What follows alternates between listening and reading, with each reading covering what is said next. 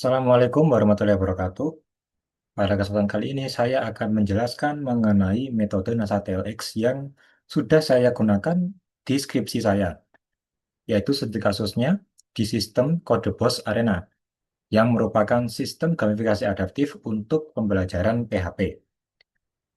Jadi NASA TLX ini merupakan kuesioner yang digunakan untuk mengukur seberapa berat suatu tugas dirasakan oleh seseorang, yaitu melalui 6 dimensi yang dinilai dari skala 1 sampai 10. Ada mental demand, yaitu seberapa berat mikirnya. Ada physical demand, yaitu seberapa berat aktivitas fisik user.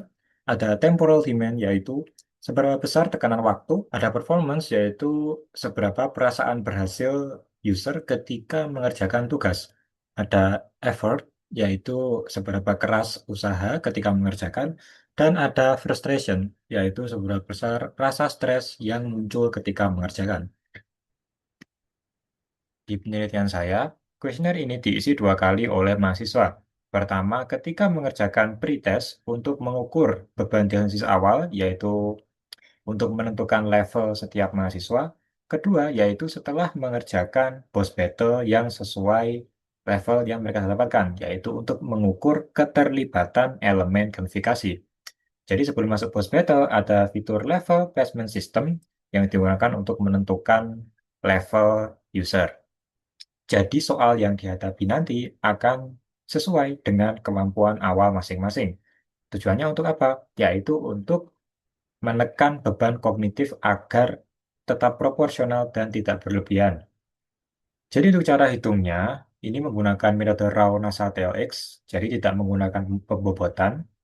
Lalu untuk khusus performance ini dibalik, baru semua dimensi dijumlah dan dibagi menjadi skor TLX totalnya.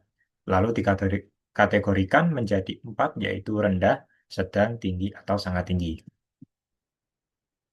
Lalu berikut merupakan hasil temuan utama di skripsi saya. Skor TLX totalnya itu naik dari 62,63 menjadi 68,27.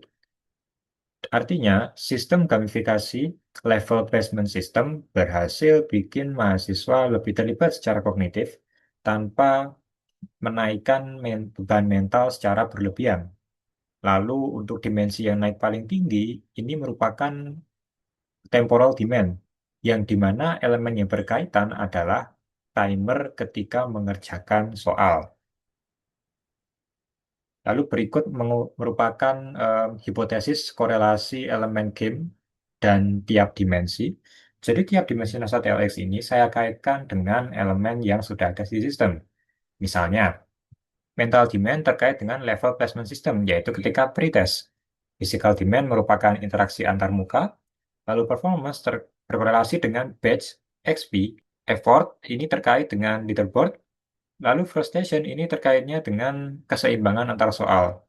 Lalu yang terakhir ada temporal demand, yaitu waktu yang berjalan ketika mengerjakan soal. Untuk detailnya, ini merupakan contoh data log system.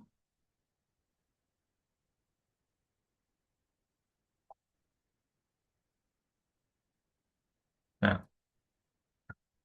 jadi tiap level memiliki waktu yang berbeda. Untuk easy ada 2 menit, untuk medium ini 3 menit,